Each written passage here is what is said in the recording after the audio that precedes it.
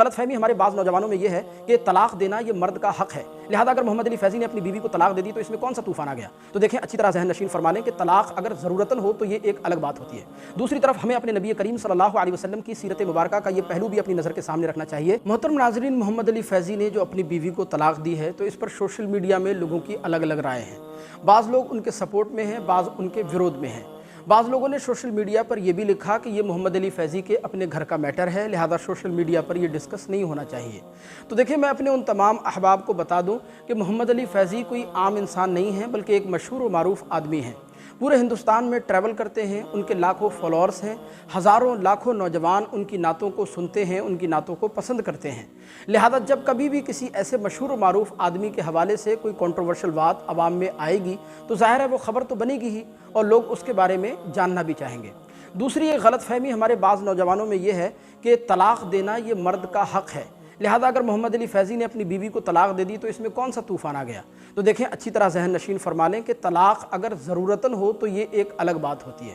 دوسری طرف ہمیں اپنے نبی کریم صلی اللہ علیہ وسلم کی سیرت مبارکہ کا یہ پہلو بھی اپنی نظر کے سامنے رکھنا چاہیے کہ حضور کی پہلی بیوی حضرت خدیجۃ الکبریٰ رضی اللہ تعالی عنہا ہیں۔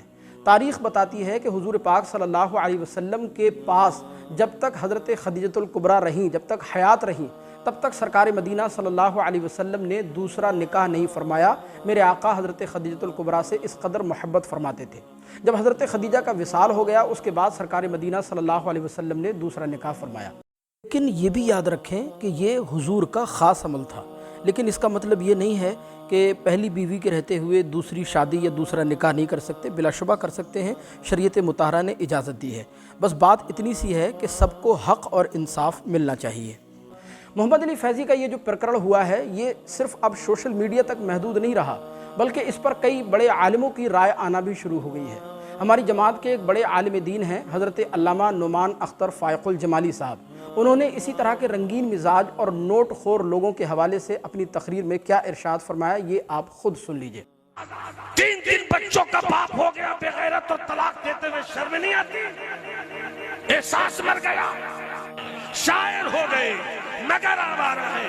ترنم کی سلطنت پر حکومت، ترنم سے سلطنت ترنم پر حکومت کرنے والے ایک رات میں 40,000 45,000 لینے والے نعت خواہ ہیں، مگر آوارہ ہو گئے۔ وہ یہ جانتے ہیں کہ شریعت میں شادی کی اجازت ہے، وہ یہ جانتے طلاق دینا بھی ٹھیک ٹھاک ہے، مگر ان پاگلوں کو کون بتائے کہ بیوی کو طلاق دینا اگرچہ ابغض المباحات ہے، مگر جب تک میرے مصطفیٰ کے دامن کرم میں سیدہ خدیجہ رہی، جب تک خدیجہ رہی میرے مصطفیٰ نے دوسری شادی نہیں کی۔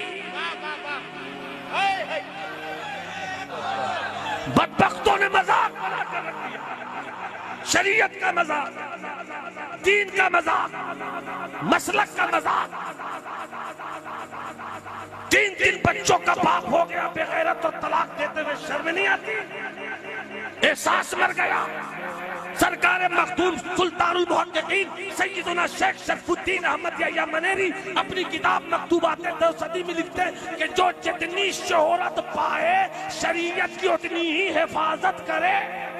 دیکھیں، علامہ صاحب کی یہ بات سن کر اتنی بات تو سمجھ میں آتی ہے کہ جو شخص دین کی نمائندگی کرتا ہے یا جس کی پہچان دین کے حوالے سے ہوتی ہے، نعت رسول مقبول صلی اللہ علیہ وسلم کے حوالے سے ہوتی ہے، تو اس کی ذاتی زندگی بھی عام لوگوں کے لیے مثال بنتی ہے، لہذا اس کی ذمہ داری عام آدمی سے زیادہ ہوتی ہے۔ بہرحال اللہ عز و جل کی بارگاہ میں میری دعا ہے کہ اللہ تبارک و تعالی ہم سب کو اپنے عزیز و اقارب، اپنے گھر والوں کے حقوق ادا کرنے کی توفیق رفیق عطا فرمائے۔ ہم امید کرتے ہیں کہ محمد علی فیضی کی جو سابقہ اہلیہ ہیں، ان کے جو بچے ہیں، ان کو انصاف ضرور ملے گا۔ اللہ تبارک و تعالی ان کی مدد فرمائے۔ السلام علیکم ورحمۃ اللہ۔